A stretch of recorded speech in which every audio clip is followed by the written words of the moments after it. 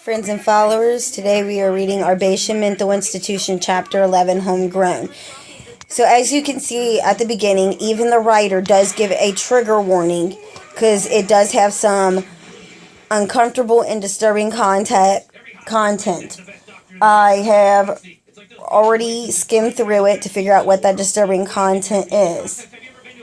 And for those who are uncomfortable with abortions or how they may happen, whether it be accidental, on purpose, somebody doing something, causing somebody to have an abortion, etc., or the talk of rape, if you guys find that uncomfortable or disturbing, or maybe have went through some sort of an experience like that and it upsets you, please don't even watch this chapter because you're going to get upset, and I'd rather you guys not be upset or disturbed by this.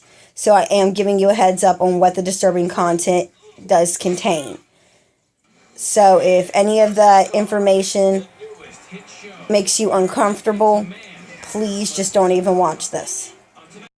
Now we're going to go ahead and start. Lola looks in fear as the doctor looks at her, then at Kiel. He calls two staff into the room and says, Kiel, and says, take him to my office. Lenny, take care of the girl. Wait, please, I'm pregnant. Don't, Lola screams with watery eyes. Dr. Arbatian and Lenny stop to turn and look at her. An uncomfortable silence fills the room along with tension. It was as if suddenly the room became suffocating. Dr. Arbatian rubs his chin before asking, who's the father? She looks at Kiel, being held up by the two staff, and looks back at Lenny. Lenny's eyes widen. What are you trying to say? It's mine. Huh, what a tramp. Don't even know the father of your kid. Kiel tries to break free, but is pulled back. Don't talk to her like that. Screw you, Lenny, and the seed that dropped you. Screw this place. I swear I'll kill you. Lenny grins and looks toward his dad.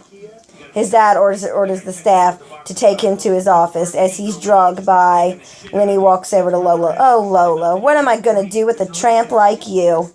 Lola tenses up, crawling back as Kiel fights to pull forward. Get away from her. Come after me. Leave her alone. Lenny adjusts his belt.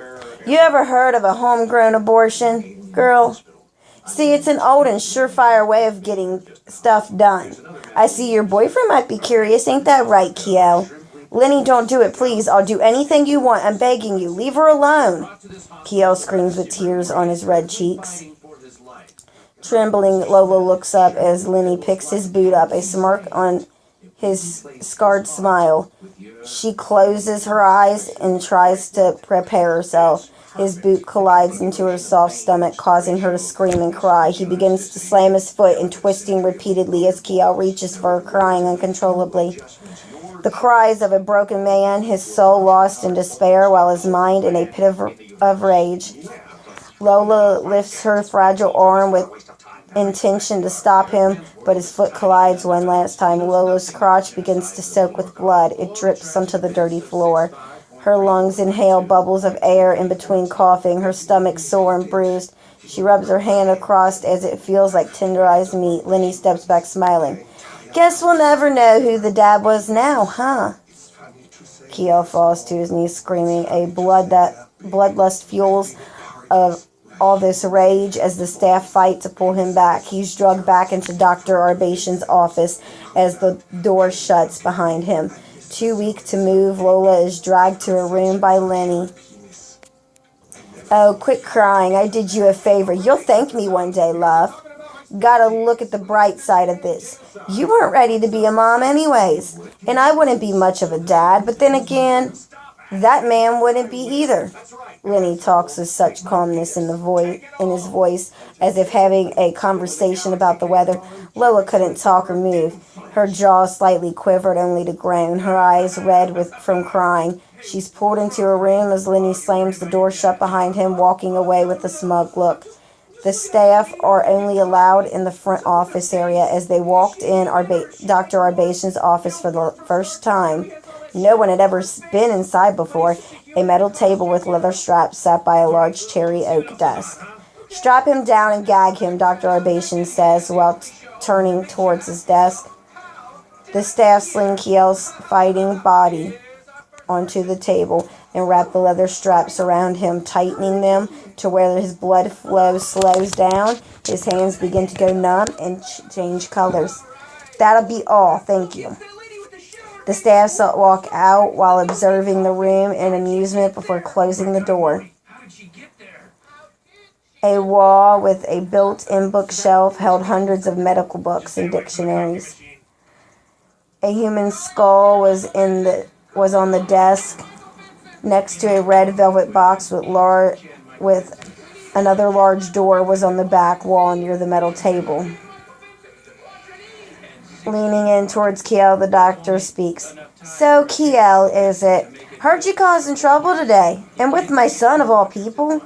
Now, he ain't the nicest person around, but that's my boy. I'm sure you'll have questions about this place. Well, I have nothing but time, and you, well, aren't going anywhere. Kiel pulls on the straps, trying to scream through the gag. He wears himself out and eventually just lays on the table. He looks over at Dr. Arbatian and waits for him to explain. The doctor lights a cigar and hushes the match. Where to start? Well, guess the beginning is a good place. You ready to hear a tale? That is it for chapter 11. We will be back with chapter 12. And I love the lack of concern he has, the fact that, yeah, he may have started a fight with your son, but your son is a creepy rapist and possibly a pedophile. And yes, I say that term very, very good and loud for this. Because for those who have been following this story, in one of the other chapters, he did try to catch a young girl and told her he was going to do bad things to her. Maybe not in great detail, but he did say he was going to do things to her. And from the way he was talking, I'm pretty sure you guys listening or reading along could obviously see what he was plotting to do to her. And from the sound of it, the girl was probably only about 16, 17 years old, maybe even 15. She wasn't that old, but wasn't very young. Well, I guess 16 and 17 would be very young, but still. She was at least 13 and up, but she was not older than 18. There's no way. But I love how he is actually supposed to be a psychiatric professional that handles people in a mental institution, yet he is not concerned in any way, shape, or form the fact that his son is a rapist and a pedophile. And that is sad. But we'll be back with chapter 12.